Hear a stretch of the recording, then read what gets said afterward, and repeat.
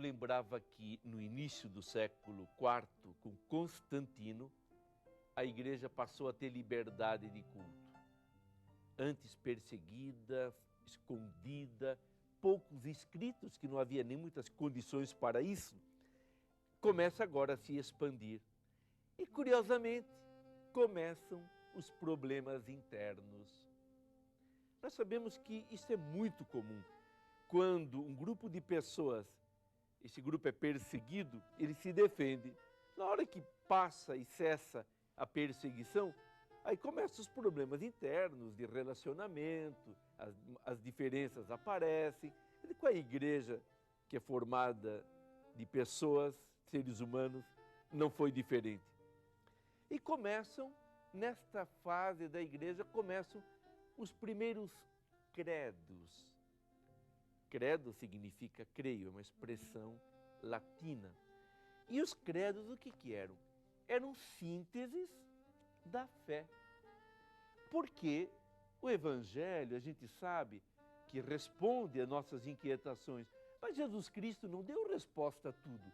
Ele prometeu que enviaria o Espírito Santo, que nos recordaria tudo e que nos ajudaria a penetrar na verdade.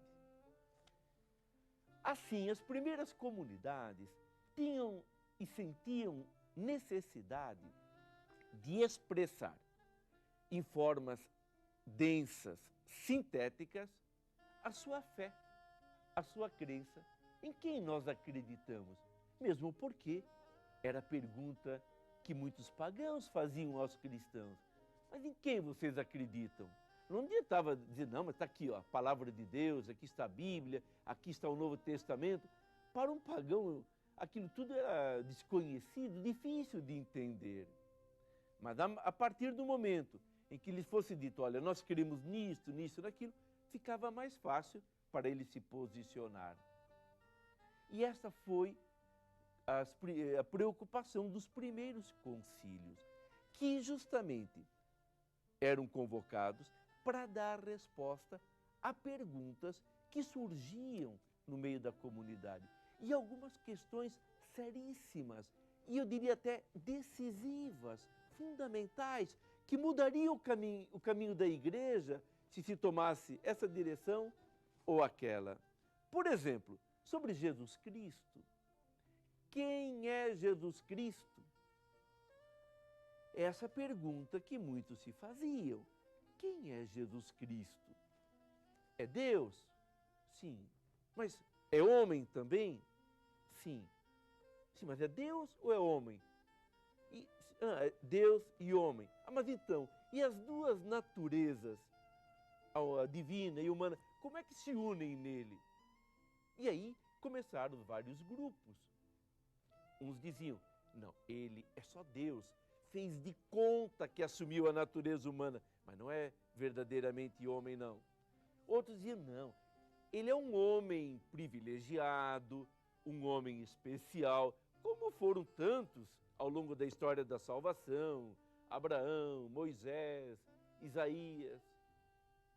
E outros diziam, não, espera, a nossa fé se fundamenta numa verdade. Ele é verdadeiramente Deus, que assumiu a natureza humana e se tornou também verdadeiramente homem. Então, volto a dizer, os concílios tratavam de definir algo de essencial de Cristo. E com isto, nascia alguma referência sobre Maria. Então, Nossa Senhora não era o objeto de estudo imediato, nem ela nem ninguém, mas Cristo. E em função de Cristo é que nasceram na igreja a clareza quanto ao papel de Maria. Na imensa obra dos padres da igreja, já falei, são aqueles primeiros escritores eclesiásticos dos primeiros séculos, alguns ainda da era apostólica, outros imediatamente após a morte dos apóstolos, mas outros ainda que já tiveram contato com alguém que conheceu os apóstolos, como em nossas famílias. Quando a gente quer saber da família, a gente pergunta para os pais.